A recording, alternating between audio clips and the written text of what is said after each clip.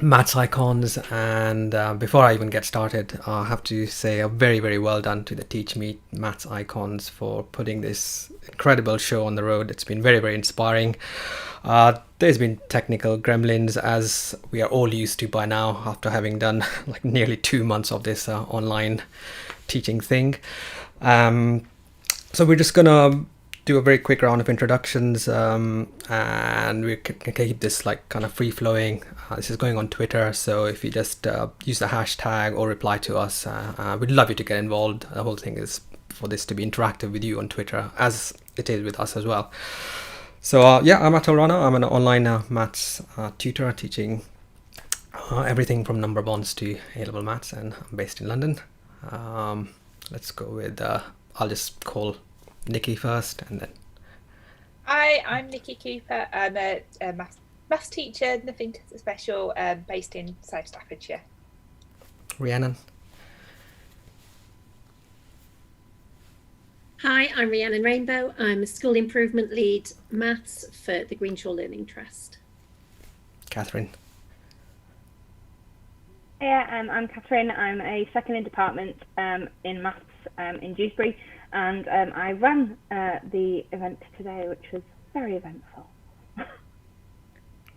Over to you, Gemma. Hi, I'm Gemma. I'm part of a school in Nottingham. I'm a second in department and a research champion there as well. And I'm part of the Teach Meets team. Sudeep. Hi, I'm Sudeep, and I'm currently doing a little bit of work in alternative provision in London. Charlotte. Hi, I'm Charlotte Hawthorne. I'm second in maths in a secondary school in North Staffordshire. Dave. I'm Dave Tushgroom. I'm lead practitioner at Blaze High School in the Greenshaw Learning Trust in Bristol. Finally, Lucy. Hi, I'm Lucy. I'm second in maths and head of academic enrichment at a school in Gloucestershire. Fantastic. So hopefully you've got your coffee or your gin. I think a few of us have both here, coffee and gin. So very, very relaxed. It's with you on Twitter. So yeah, I'll just open it out. So just any thoughts? What things that my head is buzzing. I could just talk for a whole hour if I wanted to about the whole all the things, but yeah, just anything that comes to mind. Yeah, anyone. The guided reading, I've used a couple of those. I love those, and the amount of children who are aware of Alan Turing and the things that Nicola Wishso was talking about really resonated with me, because literacy, I know we're all maths teachers, but without the literacy, children can't access the question anyway, can they? So it's got to be an integral part really of our teaching. So that was a huge takeaway for me, really incorporating that and making sure the literacy policy in our department is working well for the children that we look after. I just thought that's amazing across the school if they're bringing different subjects into their guided reading. I mean, can you imagine doing some of that in form time, where you've got different subjects in there? There's a bit of maths, there's a bit of all the other subjects as well, and how delightful it would be to find out all these bits of information in an informal type way.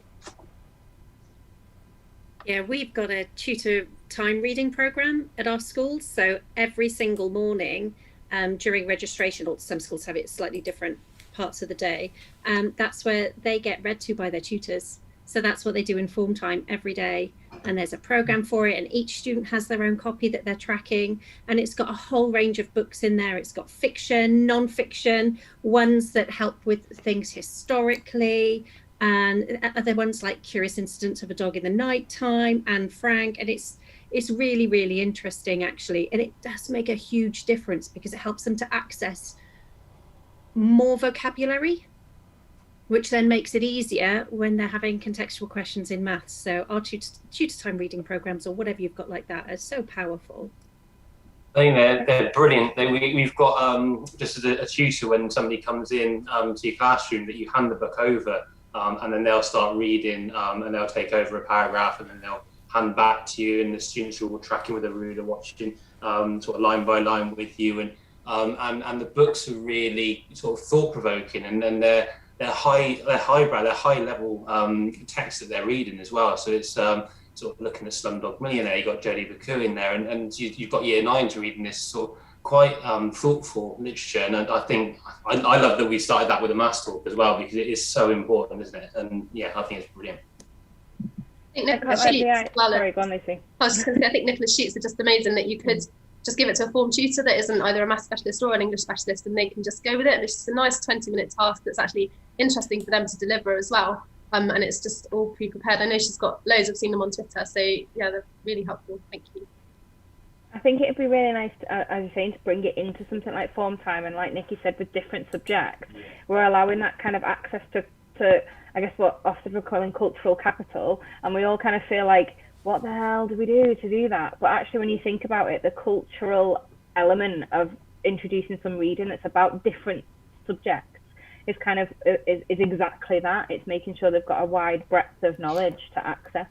And if you think about conversation starters, what a wonderful topic it is when you talk about what books you've read and the different things you've come across and your different ideas. And a really nice way that you can take that then into any subject is looking at the etymology of the words that you're working with, and then you can build that in to that, and that can sort of tie into what's being done when they're reading their books as well, and it all links together so nicely then.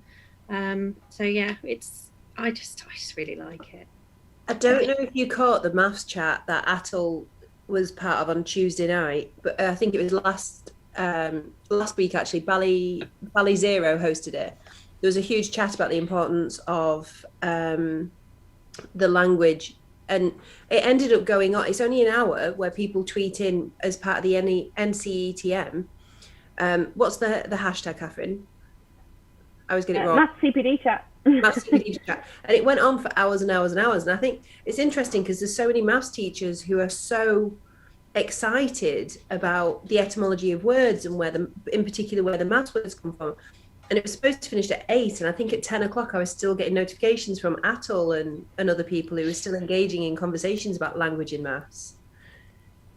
Yeah, I think I might have linked somebody's slides in with another subject that was talking about etymology of words as well. So I think there's some boss maths slides that have the roots of words in them also. So I like the way that they're laid out. I put the meaning of equals because that was my workshop at the last maths conf, and that was on one of the slides, and I just put it out there on Twitter. I didn't realize it's gonna like be retweeted so many times, and it got picked up by people teaching Latin, for example, and that's the great thing about when we talk about maths, we talk about these modalities of concrete, picture, abstract, and language. And when I started tutoring online, I realized the language part is really important in getting your pupils to articulate in words or in chat. And we, when the first books were written by Al-Khwarizmi, it was all continuous prose, and the Wet of Wheatstone, Robert Rakodi came up with the equal sign, and I tell them the idea that it was just very tedious to keep writing is equal to, and you see that phrase in his book, and I'm going to replace this phrase is equal to with these two symbols. No two things can be more equal than a pair of parallels, and we get so wrapped up in our sort of abstract symbolism that it's just kind of it's just kind of nice to connect back to the idea of like reading and language again. So that was really good. And again, like Sudeep, your point of the storytelling, that was just such a good start to the whole thing, actually. Just like how to make things memorable is through storytelling. Like when you were saying that, I realized like how I got into the storytelling thing was my mom's a great storyteller. It's like, I sometimes take her to the GP for an appointment, and she's saying, I got up this morning and this happened and this happened. It's like, Mom, the GP just wants to know what the problems are. Like, you're telling the story, but like, what's she gonna say? Like this kind of thing. There's a plot and a narrative, and people, people who are good at doing that kind of thing, like Mr. Barton's book, Craig Barton's book, the first one. You summed it up so well, Sudeep. Like he had this journey. It's sometimes called like the hero's journey. It's like realizing you're in trouble, and then you do something very profound, and then you learn a lesson, and then you share that with the world. So Yeah, it was really good. But the students are quite into that sort of stuff as well, don't they? The etymology of words, and well, we use it because of this reason, and it's come around because of this reason, and we use a base 10 because, and base 60s come from, and I think they find it just enriches your maths lessons, doesn't it? And it's usually things that we're quite passionate about anyway, and to share that passion, with 11-year-olds get on board with it, definitely in year 7. And they're using it so much more now in primary. But I've only just realised, because homeschooling a 5-year-old, that so often she's doing her houses of 7 or whatever, and they've got to make up stories as well for what is actually happening with the objects and the calculations and the equations. And she's using some really sophisticated vocabulary whilst telling her stories. And I think that's something that has been missed, especially with the way that I can be really abstract. So very focused on the abstract when I'm teaching, because that's the way I was taught. I think with the stories as well, with what Gemma was saying, it gives the students a realisation that we haven't just made up this maths because we wanted to. There's a history to it, and there's depth in what's going on. It's not just suddenly, oh yes, I'm going to do this, like Atul said with the equal sign. There's reasons behind things. I think, Catherine, I saw in the chat, amongst many other things, did you say you had done a history of maths module at university? Yeah. That's one of my favourite things to kind of do, is to try and bring stuff like that in. Whenever I do Pythagoras or anything about him, I tell them like a million facts about Pythagoras first, and like how crazy the cult was and all the like weird things he believed. And so before we even start, I've got that little bit of buy-in. And so like, oh right, this is like an actual person who came up with this. It wasn't just like some weird thing Miss Darwin thinks is cool. Like, this man really liked finding stuff out, and this is one of the things he found, / somebody who followed him found out. And we have a big discussion about Pythagorean theorem versus Pythagoras' theorem, because I just don't believe that it was him. But anyway, that's a different point entirely. And then we talk later on about that lovely myth about him killing some of his followers when they discovered Route 2, and they're like get besides themselves because SERDs caused so much of an issue, and like they're like, what, he fed into some sharks? It's like, exactly. He was a crazy person. And they're like, whoa, Pythagoras was cool. Instead of thinking that it's just this like set of 3 letters with squares on them and an equals in between them, it gives them a real reason to think about the people behind the maths. Like Nikki said, it's not that we've just made this up for a laugh. We've somebody, like generations and generations of people before us have thought about this maths, and we're just passing it on to them. Yeah, and just the only thing I'd add is like pretty much every one of these people, like their actual human lives are pretty fascinating in their own rights. Like if you go and look at them, and yeah, obviously kids don't need to know like their life stories, but I don't know, you kind of feel like you can spare a few minutes to say something interesting about these people. Not that they're going to learn something about the people, but just to get that buy-in. And then there's the other thing you said about cultural capital. Like I almost feel like, I remember being shocked when I sort of realised now how many 16-year-olds couldn't attribute, I think, therefore I am, to like Descartes. And, because I guess no one tells them, and, maybe if they go to a certain type of school or they're from a certain type of family, that they'll get that knowledge somehow. But if they're not getting it, at school, who's kind of best placed to do that? And I kind of think, well, actually, it would be the maths teacher, because we can mention Cartesian at some point. They don't have to be at A level to hear the word Cartesian. We can just like have a little 10-minute digression and have a little philosophical chat for a while, like without being an expert. Kids love commenting on stuff if you give them the opportunity. And that's like a little unit of cultural capital, kind of. So is that the flies on the ceiling story with Descartes as well? I don't know that one. Tell us. Yeah. So he was lying in bed and he was looking up and he had flies on the ceiling, and he was thinking of a way where he could put their locations. And that's how he came up with the Cartesian axes. But if he looked across and up and down, I did actually put some flies on a ceiling for a year 7 lesson once when we were doing that. I mean, say all these stories, you hear about them and you tell them. You don't know what's true, what's not, but there's just so sort of like that little bit of a hook into the where it comes from. They're so lovely. See, I think mine are much less mathematical than that. See, I like to tell them just all of the crazy things I know about Pythagoras. So things like, oh, did you know he believed in the transmigration of souls, which means that when you die, your soul goes into something else? And that meant he was a vegetarian because he convinced himself that one time when his friend died, it migrated into the soul of a goat, and so he wouldn't eat goats anymore. And they're all like, is that why some people are vegan? So not quite as mathematically sound, but like they still do the same trick, I guess, of making sure that they know that they're real people. You not find though that kids then the next lesson will come and be like, if one was absent that lesson, tell them the story. Or on a parents' evening, a parent will say, what's this about Pythagoras and beans? Like, what have you been teaching my children? And you're like, oh, well, it's actually, we were talking about maths. I like that you just referred to beans there, because I didn't mention the beans story. I was talking about goats, Gemma. No, he had a huge phobia of beans, didn't he, Pythagoras? He thought they were human embryos.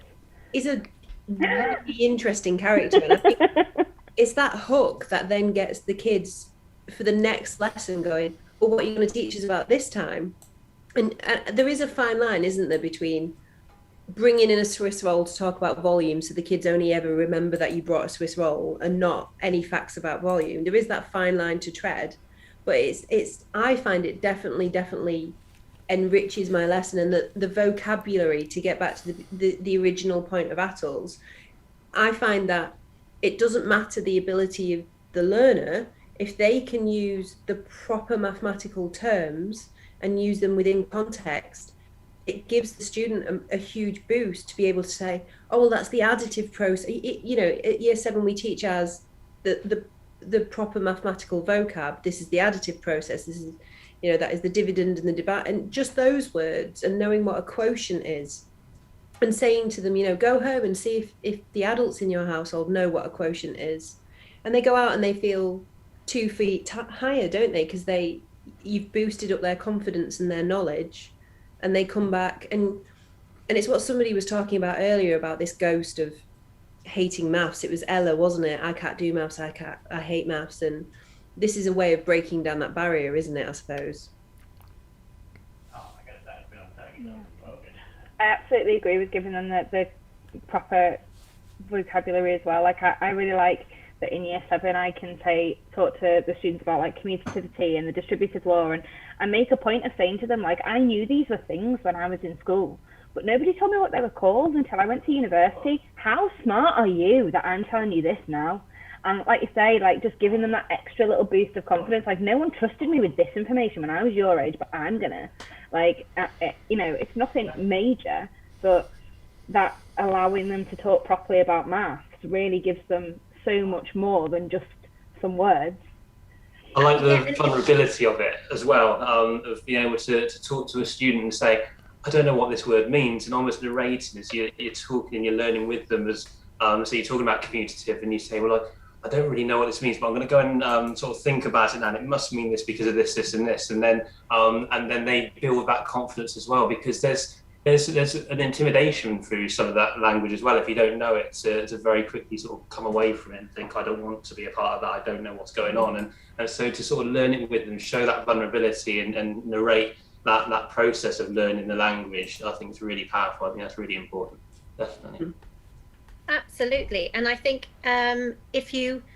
sometimes the temptation is to dumb down the language and teach them hints and tricks. But actually, if we use the correct language right from the beginning, we're giving them the opportunity to learn it rather than learning other creative ways of using that precise language, which can be totally ambiguous and really confusing. It might make sense to us when we're explaining it, but then it makes it much more difficult for them to transfer it to something else. So let's just try and do it properly from the beginning, really. Although I've got a lot of words I need to learn to be able to do that. I find as well, students love knowledge and they love coming to class and telling you things. So going back to Nicola's vocab sheets, if they were to be used in, say, tutor time rather than in our lessons, I can just imagine students coming back to maths and saying, guess what we know? We learned all about Pythagoras somewhere else as well, and kind of linking in with what Ella said about them hating maths. If we can make that be a little bit co-curricular as well, if we can make them see things in not just their maths lessons, but in other places as well, that they're interesting and fascinating and fun, and they can come back and share that. I think that could be really beneficial. Well, one of the comments on Twitter is about mathematical language is saying allowing them to talk properly or inhibiting them for expressing their own thinking, ? So it's about whether we're inhibiting them from their own thinking or helping them to be able to articulate what it is they want to be able to put across. I don't know. That was quite an interesting one from Professor Smutch. I think you allow, I think that the teacher who doesn't allow children to express their thoughts on this topic that they're talking about is few and far between. I think we definitely allow children to express the thoughts, and then you do that correction thing of then introducing, oh, okay, so how could we improve that answer? What is the vocab behind that? Can you remember? If you can't, let's pass it on to somebody else who can, and then you write the word and you sound the word out. And there's lots of research on this, isn't there, at the moment, about improving language skills. And unfortunately in lockdown, I know it's definitely it's taken a bit of a knock, language acquisition, hasn't it, in all year groups, unfortunately. But yeah, it's an interesting comment, that. I do struggle to see how teaching vocabulary automatically means you're inhibiting their own creativity of thinking. So just being able to say, well, there's a word for this, or if you're talking about that, this is a word we use, and then it doesn't stop you allowing students to describe things or to talk about things or to be creative, just by saying, oh, there's this word we use for this. I think it does the opposite. I think it allows the students to have more language so that they can then express themselves better. They can talk more fluently about what they want to talk about. It actually sort of liberates them to be able to say their points and to say more points and to become more creative around that, what they're doing. So I think it does the opposite to inhibiting them. Having that common vocabulary that everybody understands, there's clarity to it, and it just sort of see it, name it, do it, like Doug Lemov with Teach Like a Champion. That's just so helpful because everybody knows exactly what you're talking about then when you use that precise terminology. And I think that clarity is super important, particularly when we're talking about things that are really mathematical but have a proper definition. We need to be thinking about things like when my students talk about prime numbers, when you ask them what a prime is, someone will say, oh, it's a number that's only goes into other numbers. And you're like, well, what does goes into mean? Like, I don't really understand what goes into entails. Like, what bit of maths are we really talking about here? Like, oh, like it's a number that can is only in two other times tables. It's like, no, like you're almost there. And so yeah, their thinking is really useful to try and hone in on what the actual idea is. But unless they can talk about having only two factors, one in itself, then they don't actually know what a prime number is.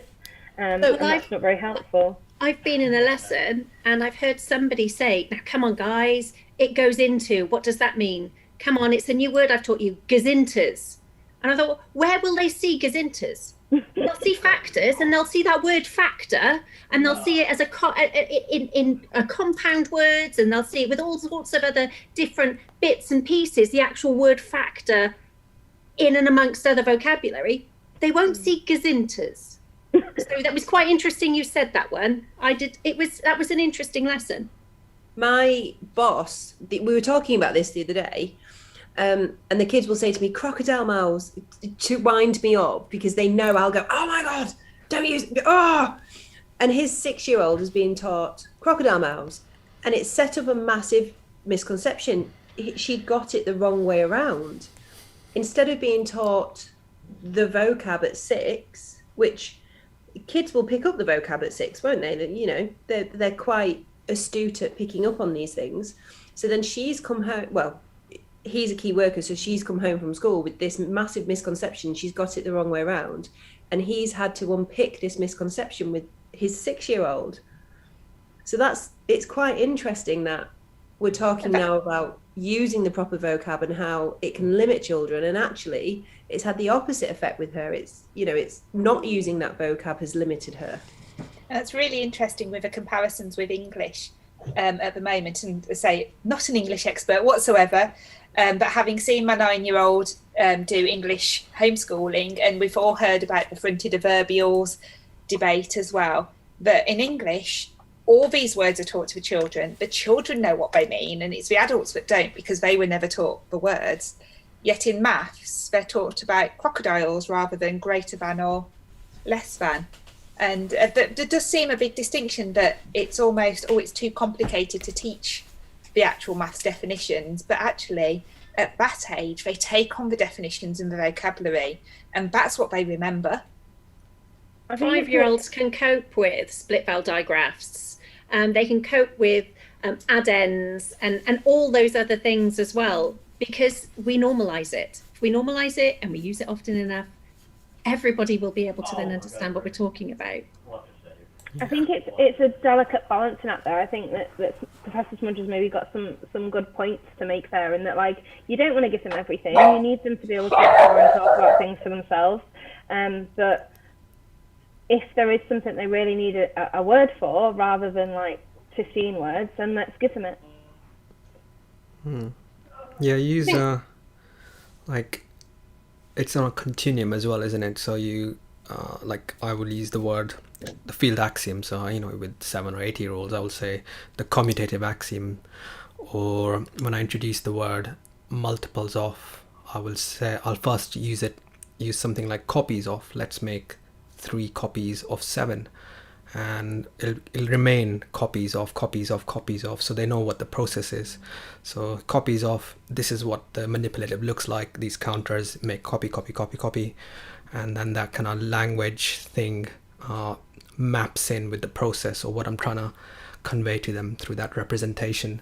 And then I'll slowly replace that thing copies of with multiples of. So then I'll say, actually, this is the right word, the mathematical word. Our language is beautiful, we should use the correct terminology.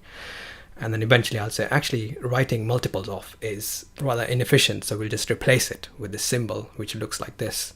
And so there's like a whole journey, and as long as at some point you guide them through this process of what this linguistic label means and does to what it's just a shortcut, isn't it? It's a label that means, actually, I call this the multiple symbol, and that's what it means. And I think that might not happen for them straight away, but they're certainly capable of it. And that's this kind of batting back and forth, as Mark McCord calls it, between the classroom and the teacher. So it has to take as many iterations as it has to take for it to like gel and take meaning. And even then, like the field axioms are always, our understanding of 0, for example, is always evolving, just lies on this continuum. So there's even despite the definition, it can mean different things at different phases of your journey. And I think there's probably a difference between what some might see the dryness of here's a word, here's what it means, to actually evolving the language into everyday use, into the teaching. And as you've said, go through the process of this isn't just a word and this is what it means. This is how we encompass it into what we're doing with the mathematics. Do you think part of it is a problem with like our confidence as teachers with some of the language, what Catherine was saying earlier, that what we didn't get taught, perhaps? Like there's some words that we wouldn't question not using, so like coefficient or something, we would always say that, I would think. But then other words where perhaps teachers, and maybe primary teachers even more so, just aren't comfortable with the language themselves and don't use it because they think, I don't really understand it, so then perhaps the child won't really understand it. Whereas what Rhiannon was saying is actually 5-6-year-olds, they understand whatever you tell them because that's the first time they heard them, and that's just the truth then as far as they're concerned. I think you're spot on. I do feel for the last person who answered that question, because my nerves around some of the language and my answer that I was giving and my confidence behind the language that I was using in terms of the maths words, but just the wider vocabulary, meant that I didn't give as good an answer as I could have done for him. And I just thought, yeah, it's about knowing the mathematical language well, but knowing when to introduce it into a classroom and when those students will benefit from using that language, and when it might hinder that creativity, and it's that strike of that balance, I think, as well. I've heard the word balance a few times, so I think that's crucial. And there's a lot of work being done now in primary schools in maths with the primary mastery work and the other work that's going on. So my husband's he's going through the primary mastery course at the moment, and his understanding of some of the vocabulary of mathematics is actually far superior to mine, and I'm having to learn from him now and upskill, because he's using correct terminology, and I'm having to make sure that I do that with my own children, and then also now take that into the classroom. So yeah, it's the multi-layers, aren't there, with it? Can I just throw a word in to respond to what Lucy was saying, just about teachers being familiar with vocab? Subtend. Like I'll admit that's a word I think I've avoided using for years and years, because I almost feel like it's not worth it. But that's probably the wrong thing to do, right? I was just wondering what people feel about subtend. Yeah. We use it in year 7. Great. And as in, does it work well? Like, do they kind of just get it and then they're happy to use it? You know, I guess not necessarily instantly, but no, off in the end, right? It's threaded through. We pick up a mastery curriculum in year 7, and it's a school I've only just started at in the September. And the mastery curriculum is based on White Rose Maths and a few other bits and pieces that we pulled together to make sure it's correct for our context. But we do use the correct vocab, and where possible, we encourage all children to use it. But there's no testing of that. It's very low stakes. We don't expect them to complete a spelling test on it, or if we're talking about these concepts, we will then introduce these words, and I will repeat the word and I'll repeat the definition within my explanation, and it's on the screen as well on the things that we're going through. And if you ask a child for an explanation, the child will explain, and then I will add in, but it's very, very low stakes. It's not, oh, you've used the wrong word, you must use. It is literally, we're using it, we're trusting you to use it. You're mature people in a secondary setting. And we do teach mixed ability as well. So it is, we'll have children in there with additional needs as well. And we're exposing everybody to these words because we want them to be exposed to these words, because we want them to enjoy maths. And it's the basis for later on, isn't it? I think, do you have department time, like CPD time, where you discuss this yourselves as teachers? Like Rhiannon was saying, like we can all upskill and learn new things all the time, but when do you do that? Like, I don't know if Rhiannon's husband can make us all a booklet to share or something. Well, it's like Sadeep was saying, subtend there. The first time I came across that word was in a question that I was doing in a class with students, and I had to look it up. I remember it. I was thinking, subtend? It subtends from? Well, I think I can piece it together in the context it's in, but now let's actually look it up for the precision of what it is that it's trying to say. I was in almost exactly the same position with subtend, but I was preparing some work for my year 10 class and came across it in a question, and I don't know how to explain this. And so I had to go away, find it out properly. It's not a word I'd come across before, but if it's appearing, then why can't we explain to the students what it means? And we did some work on actually, what does this word mean, before we then went, it was circle theorems we were doing before we then went into the circle theorems. Sounds like a nice project for a year 5 to 8 continuity group, doesn't it? Or something like that, to get the primaries and the secondaries talking together a little bit more. I think I was in a similar but not quite the same position. So I think I've known what subtend is for a long time. So I knew it. I think I knew it as a student, but only in the sense that I could recognize it. But when I was asked, so the first time a student asked me what it was, because I was probably just reading a definition to them, I was like, oh, this is actually really hard to articulate. I know what it means. I can picture it. This is, the arc subtended by this angle, whatever. But yeah, having to then articulate it was this kind of struggle. And I thought, oh, this is just not worth it. And I kind of just never bothered with it for so long. But yeah, that's one of those. Would that be a case for using something other than trying to do it with words then? So like, do we think about maybe using things like examples and non-examples to show things that are subtended and things that aren't? And we do the definition by, exactly as you're saying, looking at what that thing is. I mean, there's so, like, and I think that potentially links into what Colleen was talking about. Like, she showed so much of what the maths was by just like using different colours to show the things that were important and that weren't. So is that something we could do with definitions? Do you need to be able to articulate in words exactly what something is, or do you just need to be able to say that one is, that one isn't, and therefore I know what to do?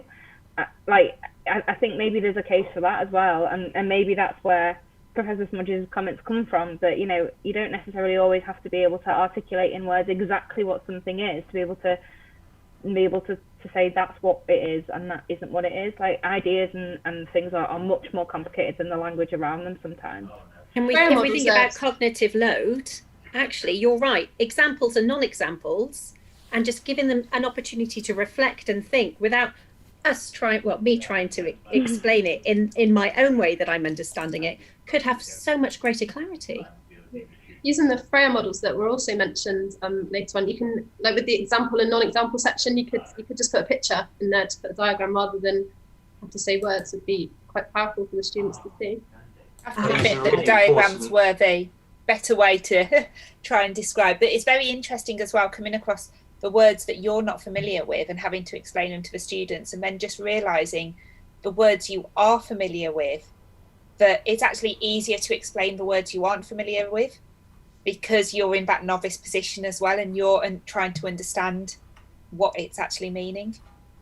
I like the idea of the visuals as well to go with it, because when you try to create a definition from using non-examples and boundary examples from this initial first sentence, it can become really lengthy as well, I find, with some topics where you make that definition and all of a sudden it's a paragraph long, and having the visuals there, I think Professor Smudge's comments are really thought-provoking. It's a really good question. Just think about things we avoid as well, just because Sudip has kind of mentioned that we don't really like talking about things we don't really know. John's presentation really made me think today about when he was talking about the geometry and like using proof in lessons with students and like getting them to actually do geometrical proof like Euclid would do it. And to us that seems so lovely, but I would never dream of doing that in the classroom. Like, that petrifies me. Like this, even like a simple constructions lesson, I feel like I'm just like, do this thing and do that thing and it'll work. And like, if a kid is like, oh that works because of this, I'm like, brilliant, yeah, that's great. But I really struggle with that as a topic to teach them why it's working. I just wonder how other people felt about it after his presentation.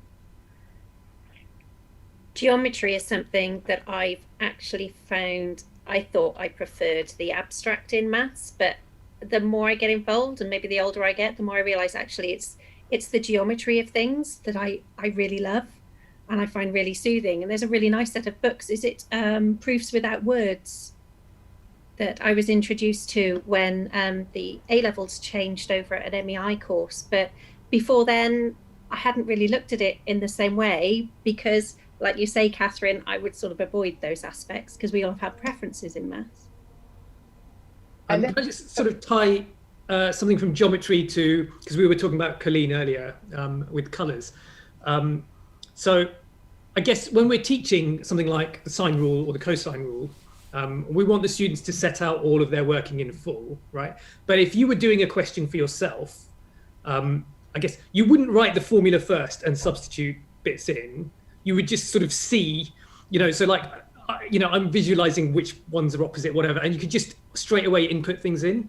And I always want kids to get to the same position and not feel like they're thinking of the formula first and then trying to identify which bits are in. So things like color coding your triangles that way, and just to really make clear, like, you've got your two sides angle between them or whatever for the sine rule. And I think like Dan Piercy has sort of done some similar stuff, a slightly different way with different notations for the sine rule and cosine rule. Things like that you can do with geometry and just make it a bit more visual.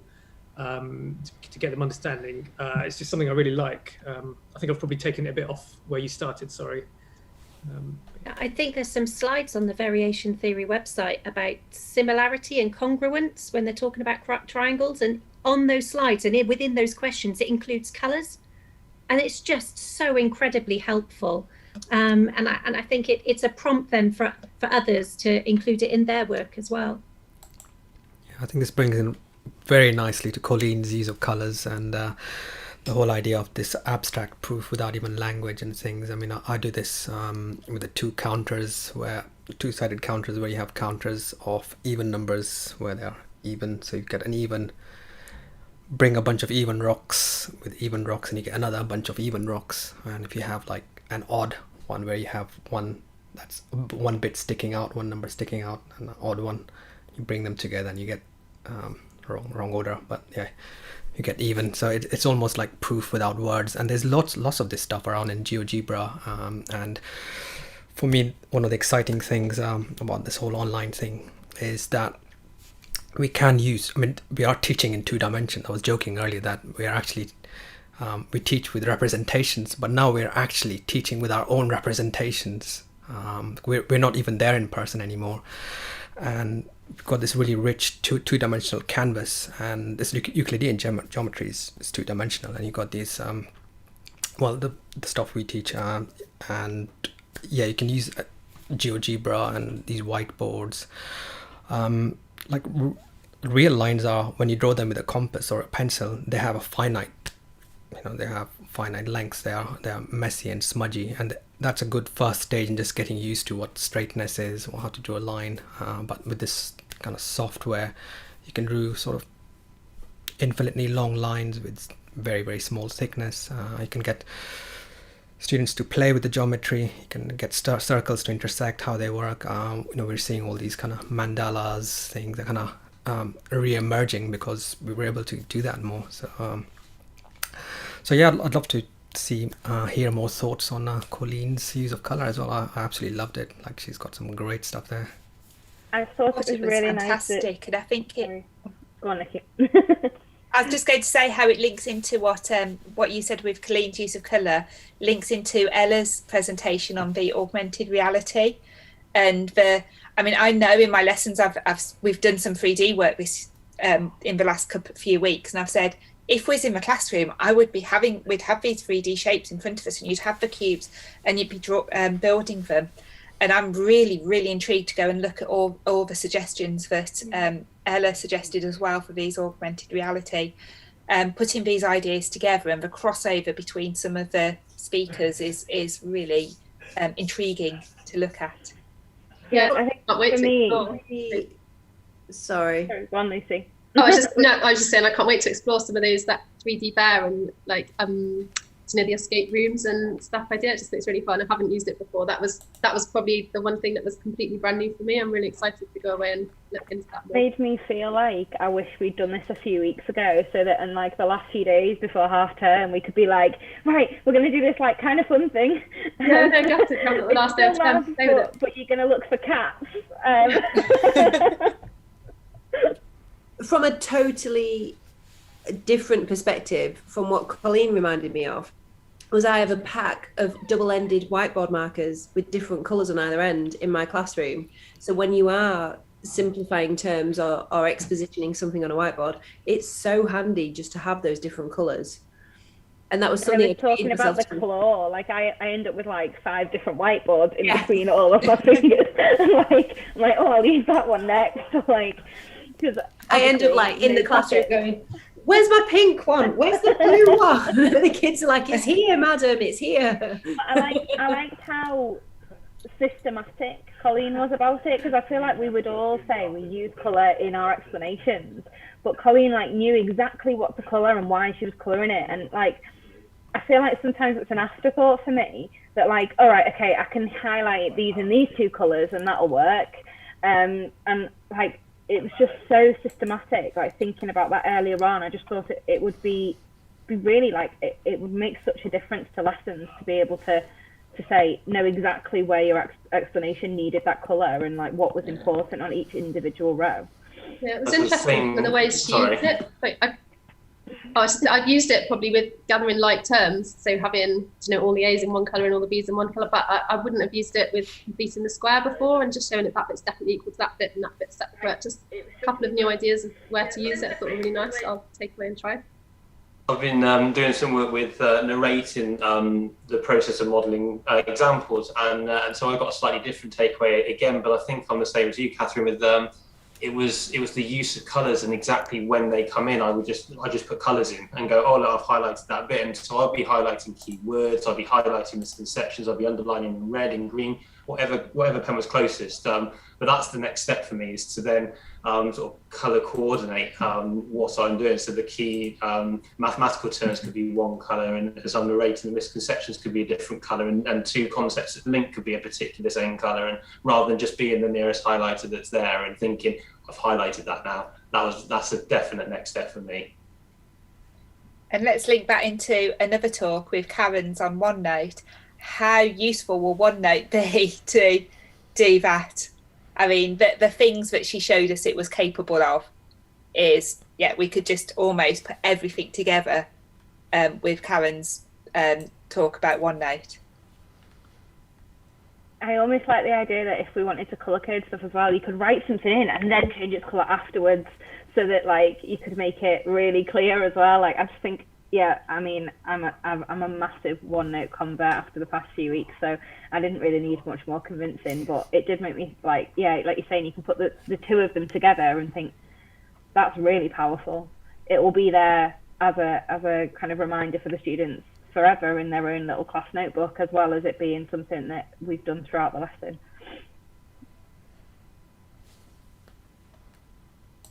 Yeah, we'll have to get Karen on to a math chat live and do more of that OneNote stuff. I'm all over this kind of tech geekery / geometry / writing on whiteboards.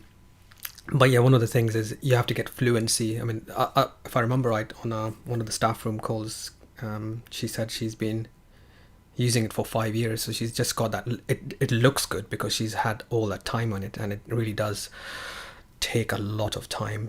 For me, like using a graphics tablet, it does take a few months before you get that fluency and automaticity, so it's worth kind of just getting used to that, even if you're not going to teach even like you're teaching right now, but it's great to see what the finished product looks like, what you can do with it. It's absolutely phenomenal. I think OneNote is probably my favorite thing to come out of lockdown, both last summer and now. Just a whole new thing that I will use. I've used it this year as a planner. I haven't got a paper planner at all. I've just got a OneNote with my whole timetable and mark schemes, everything in there, all in one place. And I don't think I'd ever not use it once we stop lockdown. It's brilliant. I've said I'm going to use it for homework going forward as well, because I just think most kids, not everyone's going to be able to do this, but if they have the app, so even though we'll be back in classrooms at some point, I don't think that obviously the coronavirus and all of that sort of stuff's not going to go away. The sanitising, the marking, if they can take a picture and upload it, and I can just mark it straight away, and so there's that advantage. And then there's the whole, I've left my homework at home. Oh, why don't you take a picture and send it in then? And there's just a couple of little real benefits that I thought, well, actually, even in a classroom and or a situation, I was off and I missed that lesson. Oh, well, actually, I did some notes on OneNote, I wrote on the OneNote on whiteboard instead, and just all of those little things. I thought it's actually not something that's just for remote teaching. It's definitely something that I can use going back. Really and if on your OneNote you had that consistency with how you use different colours for different aspects of the lesson and what you were trying to demonstrate at that time, which is what Colleen was talking about, then that would really help support their understanding of it without having to have you there to narrate it all as well. Yeah. And a link to finding kittens and dragon afterwards. We need Tom right now. Obviously, the dragons are the most important part of the entire day. I need to go back and add into every single one of my OneNote pages now with actual dragons. I love that augmented reality thing, and yeah, it's on our phones.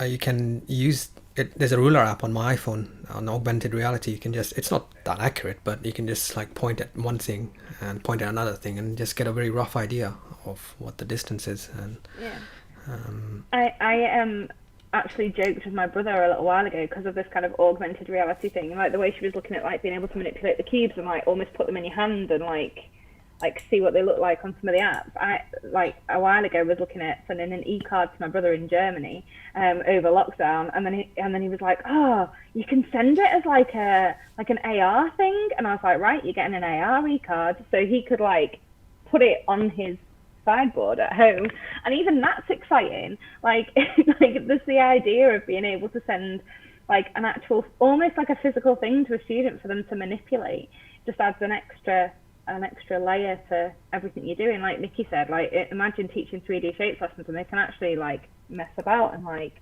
move it around and actually count the vertices or trace the edges properly, rather than having to imagine them from a picture that doesn't really make that much sense.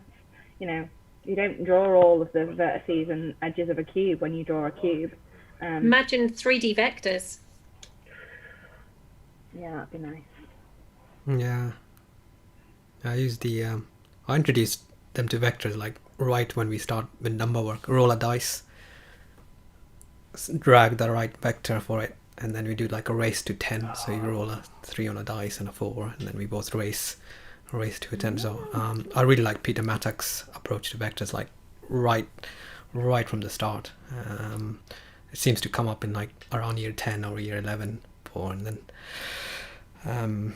but yeah, with these tools you can actually get a vector arrow and move it around.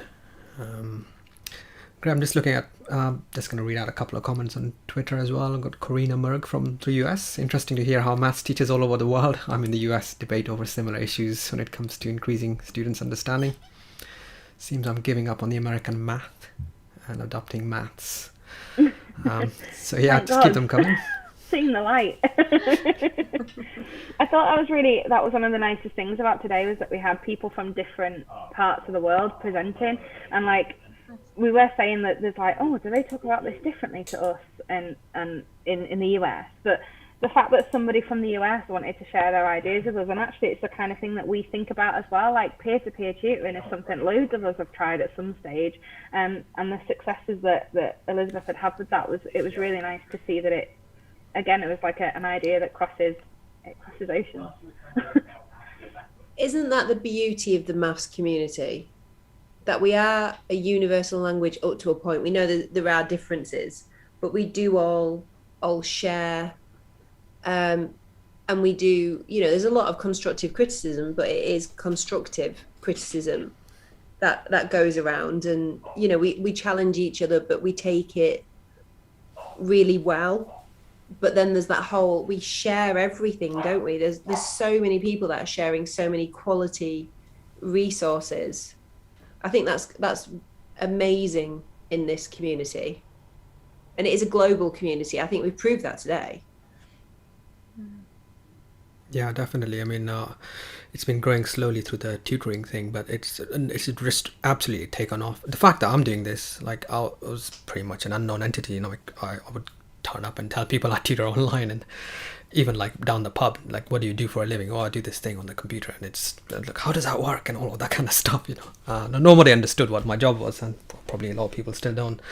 But yeah, it's the maths community is fantastic, and it also kind of brings us full circle to the history of maths, because every now and then I get a tutee asking me something like, who invented mathematics, or was there a person called mathematics? It's like, and I say, oh, we'll need at least an hour for this, and I go on to the Mathagon timeline, starting with the Ishango bone, then we're going to go to the Middle East, we go to ancient Greece, and that's the beauty of mathematics. It is really an international, it's the language of the universe, and therefore what we're learning right now is a culmination of so many ancient civilizations of thousands of years. I mean, I didn't even know Hindu-Arabic numerals were called Hindu-Arabic numerals, and I lived in India and the Middle East. I didn't even know it until I was teaching maths, and I sometimes just tell my tutees, I'm sort of ashamed to admit this, but I didn't know this until like about 5 years ago. But isn't it amazing? It's brilliant. I've got to say that one of the best things for me, I could have listened to Sudeep, I think, all day. I could have listened to more stories, and I love that aspect. And I think that's why I love that book so much, that I know a few people like that Paul Lockhart's book, because again, just like Craig Bart is just such a good storyteller, and it is that story. It's not just a book about maths; it's a story of it, and it's fantastic. And it hooks you in. It's not necessarily about, they're not going to be tested on this stuff, but it's not the point. It's important. It's intriguing. It's a nice hook, and we're just attuned to listening to stories as well, aren't we? So I could have listened to more of those stories. When Nikki said about some of it about the ceiling, the tiles, something I found out not so long ago was we've heard of Gategno, but probably not for geoboards. And apparently I think this is right, that he actually came up with the idea. So apparently the idea is that he was in hospital line and looking at the ceiling tiles, and he was making shapes with them, and drawing like geometrical shapes on the ceiling and in his mind. And that's how he came up with geoboards. And it's just a nice little thing, just little stories like that. And I think I could have listened to lots and lots more of them, Siddhi, if if you ever do. Well, if I hadn't massively been over ambitious and tried to cram far too much into one thing, yeah. I will say one of them actually. So Cardano I had on there, and I skipped that slide entirely. And he and Tartaglia, I guess if I'm going to pronounce them properly, sort of big players in the sort of solving of the cubic, and that was big in the history of maths in terms of getting sort of to the stage of imaginary numbers. But Cardano, he was the first sort of mathematician to use negative numbers systematically. Now, negative numbers are basic enough that, we'd think, why don't we know this? Like, and when was this? So, I mean, I can't actually think of the years off the top of my head. I think 16th century. But until then, they weren't being used systematically by anyone. I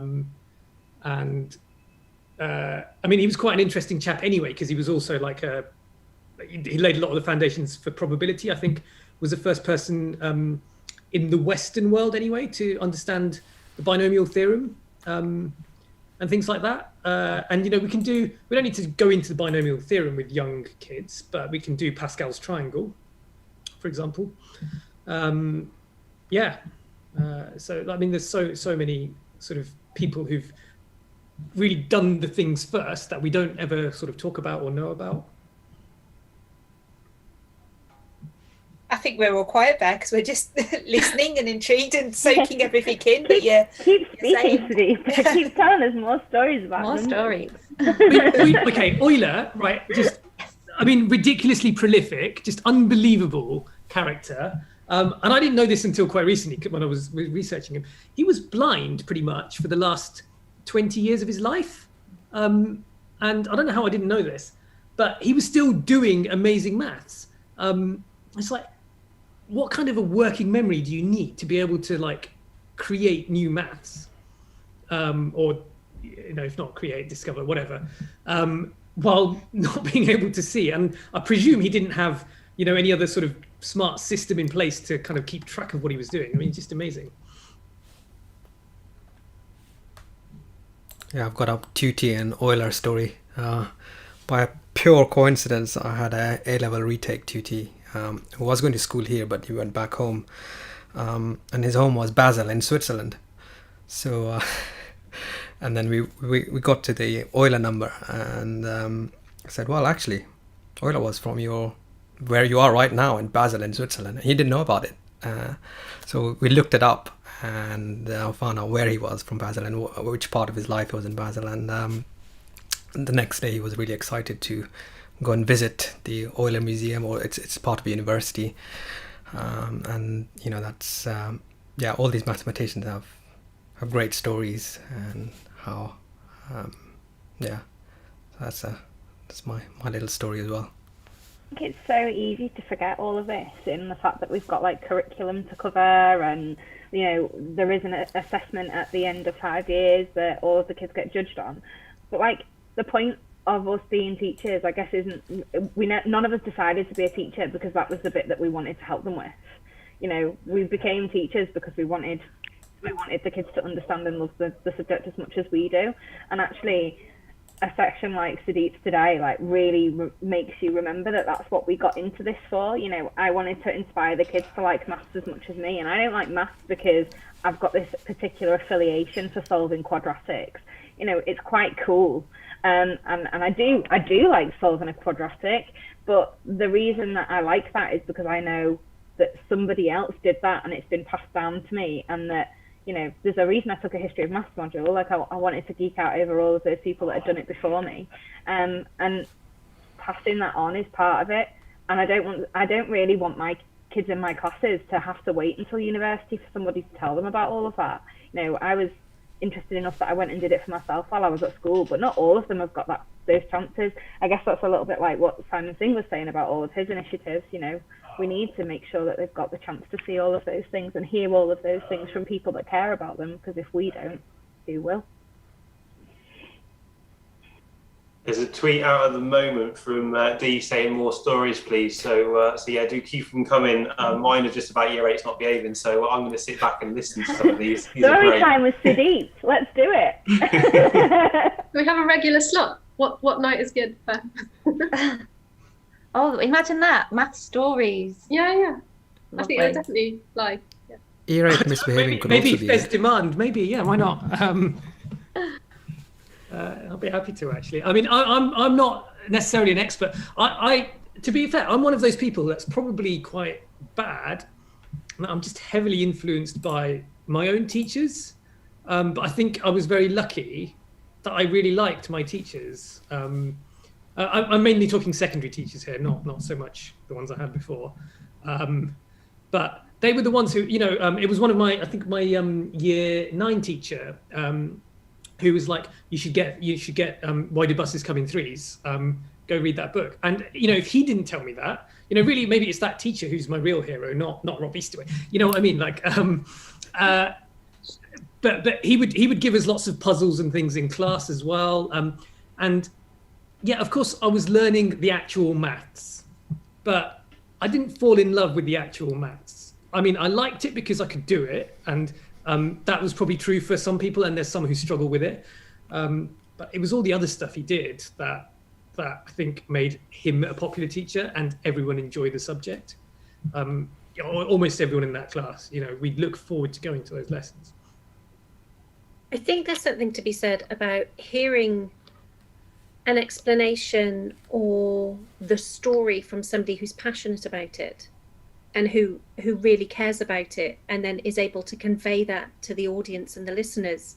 So can you imagine, so we have like Ivy League lectures across our schools, and they can now, because it's virtual, they can opt in from elsewhere rather than being bussed, and we'll get a specialist in and they'll talk for an hour about something that or usually about half an hour about something they're passionate about or something they've done, and the kids can ask questions.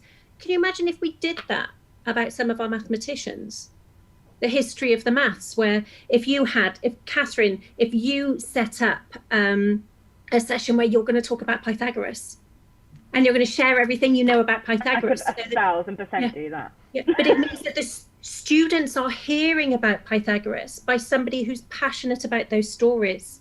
So I think it's about us being not selective about the stories we say, because we can't pick and choose history, but giving the right voice, or giving our students the opportunity to hear the stories through a strong voice is something worth considering. And actually that goes beyond what we do in the classroom. That goes to cultural capital as well, doesn't it? And giving them the opportunity to hear from the experts, like with the Brilliant Club, when they have experts come in to work with students on projects and what they're doing their PhDs on, etc. at the moment. Can you imagine if they were doing something like that for maths? I don't know. I was just thinking about hearing Sudeep with those stories, and hearing you talk about Pythagoras, Catherine, and Nikki talking about the flies on the ceiling. It's the people who are telling them that matter. I mean, can I just grab something else, actually? There's this book here, which I think is out of print, which is very sad. It's called Condigan Watson. And this was one I read, again, about 25 years ago, or something ridiculous like that. And this was amazing. So from this is the first time I came across Benford's law. which, do people know Benford's law? So if you look at, all kinds of data. So say we look at population sizes of every single settlement in any country, let's say the UK. And so whether it's a tiny village to a big city. And then I ask you to think of, sort of split them up into groups based on the first digit of their population. So anything that's got a population of like in the 1 millions is going to be in the same group as anything with a population in the 10 millions, the 100,000s, yeah, because they've all got a 1. Anything in the 500,000s. What does that distribution look like? Is it going to be roughly equal? So between the digits 1 to 9, are they going to be equally spread, or is it going to be a bit different? Like, what do we think? And it actually turns out you have this kind of, if you think, basically like what you would see on a slide rule, this kind of logarithmic phenomenon, where you get about 37% of settlements will have a population that begin with a 1. That will be the most common. And ones that have a first digit of 9 will be the least common. And it's quite easy to understand the explanation for this if you go into it. But it's really fascinating. And then apparently, I mean, I was an accountant. I never used this, but apparently it was once a kind of thing that forensic accountants would use to check if figures were being concocted, because a genuine set of accounts would have the same kind of phenomenon. And it's basically to do, if you think of how inflation works, right? If something costs, say, £100 right now, and it's inflating at, say, 3% a year, it's going to spend a lot of time to go from 100 up to 200, because that's quite, but once you get from 200, to go from 200 to 300, that's going to happen a lot quicker. And once you're at 900, to go from 900 to 1,000, that's going to happen a lot more quickly, because 3% of 900 is a lot more than 3% of 100. Does that make sense? So the amount of time that any product spends in those sort of intervals with those different first digits depends on the first digit. So the smaller numbers have greater frequency. And if you look at a whole population of things, like the 1 appears the most. So yeah, there's so many like amazing things. And this is, I didn't actually say, this book is a series of Sherlock Holmes stories. It had the blessing of the Conan Doyle estate. And I loved the Sherlock Holmes stories when I was little. And this was all a bunch of like math stories. It's just brilliant. So it's a recommendation. If anyone can find secondhand copies of this, if you're interested, get it. It's called Cond Again, Watson by Colin Bruce. You've just like merged two of my two favourite things, which is maths and Sherlock Holmes. So I'm like, you love Sherlock Holmes? Yes, so much. He's actually written another one. It's called The Strange Case of Mrs. Hudson's Cat, which is all about like quantum mechanics and stuff. That's also fantastic. And it brings in I'm cats. Googling right now. All comes back to the cat. Yeah, they do have Cond Again, Watson. It's got a bright yellow cover now. Oh, has it? Okay, I thought it was out of print, but yeah, if it's back in print, then or available, whatever, great. I don't know how this works with population, but when you were talking about finances, it's not, like our raffle tickets. When you get to kind of 900, you start being much more persuasive to try and get us over the next boundary into 1,000. Yeah. Sold the first book on Amazon already through to this. Someone just said on Twitter they've already bought it on Amazon. Just order it. I think I tweeted about this book actually ages ago, and Ben Sparks replied saying he liked the other one. He hadn't seen this one, but he had read Strange Case of Mrs. Hudson's Cat, and I think he said he enjoyed it. So a little bit of an extra endorsement there for. I think. When I did look it up, I saw it was out of print. It didn't have very good reviews on Amazon. I don't know why, because I absolutely loved them, but there we go. Brilliant. I promised everyone we won't do more than 1 hour, 15 minutes of screen time, so that's taking us to the last 5 odd minutes, so we're going to wrap this up, I know, very slowly. It's been a very busy day, and especially for the sort of organisers, sort of stressing behind the scenes. Yeah, if anyone's got so many... at all. On the surface, it all looks fine, but I just felt like crying on the inside. You did an amazing job, really. There was no need. It was absolutely fantastic. You would not have thought that all those tech problems... We knew the tech problems were going on, but you would have not have thought it was just dealt with so calmly and serenely. Just as we've got the last few minutes, I just wanted to mention, I did not know that Lucy was responsible for the Cambridge Espressos. So I know who Lucy is, and I've been reading the Cambridge Espressos, and I think there is such a brilliant connection between research and teachers. I had no idea that she was responsible for them. I think they are fantastic. I'm going to rip those off in my school because we've just set up Research Champion, and we want to do it as cross-curricular. And I think the whole premise she's set up is, I say rip off, I mean, I'm going to share those is what I mean. But they are brilliant, aren't they? As part of the research, to get that cross-curricular, those bite-sized, like she said, coffee and a cake snippets is so useful. I can't remember who it was on the Craig Barton podcast, whether it was Lucy or not, that was talking about when it comes to understanding research. So research isn't written for teachers in mind when they're thinking about the audience. Maybe it was the lady that in his recent series who's doing a PhD currently, and she was talking about the style of writing that you use. But in medicine, they have a whole field of people who help to translate the research into journals and articles for doctors and surgeons to understand. And then in education, who do we have that's doing that? Well, we have people like Lucy who's putting together those espressos for us. So there is something that we are able to look at and we are able to take away and understand, because when it comes to some of the heavy lifting of the way that some of those articles are written, it's just too much for me. And I really like the way she writes it. I think she's a superstar. George Stone as well. If people want to give George Stone a follow, he's doing a lot, isn't he, with Journal Club? Yeah. Well, I the share book a lot club of his with stuff. Rhiannon and Dave, like, book club's amazing, and just helping people to see a bit of a snippet to lots of books, and you can go away obviously and read the whole of the rest of the book. But that's amazing. Thank you so much for setting that up. I'm so excited about that. We love it because it just means that we get to dip into lots of our favorite books and look at things, and the fact that we get the guests and the author come along, because for me, I like to listen to a podcast or I like to listen to an interview with the person who's written a book before I then read it, so I hear it in their voice. So having an author come along just changes the dynamics so much. We're just so lucky. I pinch myself all the time over that. People have been asking for Sudeep to write a book on Twitter after listening to him today. Maybe I think that was one person, wasn't it? I think there was more than one. I think there was That's a few. all it Lots of takes. a It's degree. speak for many. Yeah. I mean, I'm still flattered by one. I'll take that. I'll second it. You got Yeah. two now. So deep story. It's got alliteration as well. So Yeah. And we'll Love it. have you on our book club too.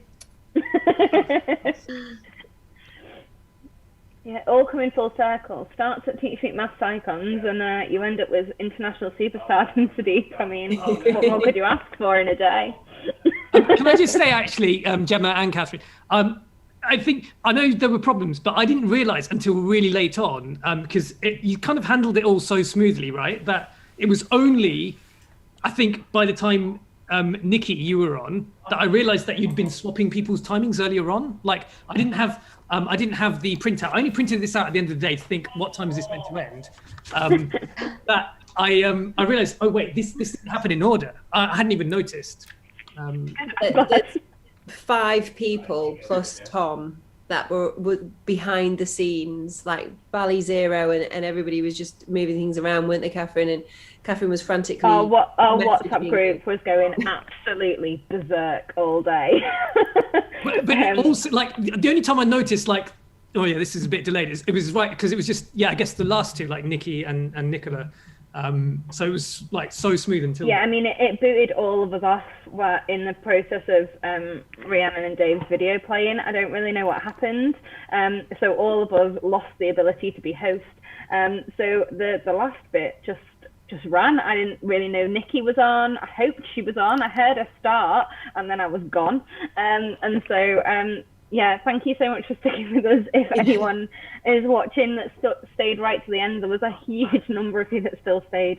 So thank you so much, and thank you for being so kind about it all day, because we were absolutely dying inside, I think, for quite a large portion of the day, right at the beginning and very much towards the end. So you kept us going. Thank you so much. I mean, thank you for doing it and sticking by. I mean, for getting everyone together. The for some reason, like the collection of the workshops were just phenomenal. The way they just flow into each other and interlink with each other. There's just something really unique and special about today, and I think that goes like that really cuts through. And made it very, very special despite the technical glitches, which I didn't notice until I was getting involved like right towards the end, coming up with a plan B. That will help.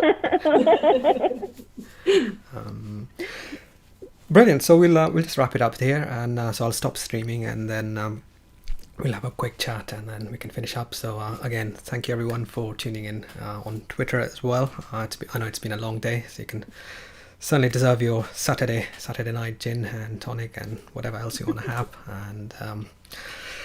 And I'll also just put it out there, anyone who presented today, you're more than welcome to just like have your own maths chat live. I intend to run these as long as people are interested in it. So if you want to present something, I know it's a little bit intimidating, sort of presenting live on Twitter, but having done all of this stuff on Maths Icons and tech going on wrong, I think we're all getting used to it. So it's an open invite. I'm very open-minded to these things. Anyone who wants to come along, it's been a great experience for me, and it's great. It's just the community bringing it together. So I'll hit the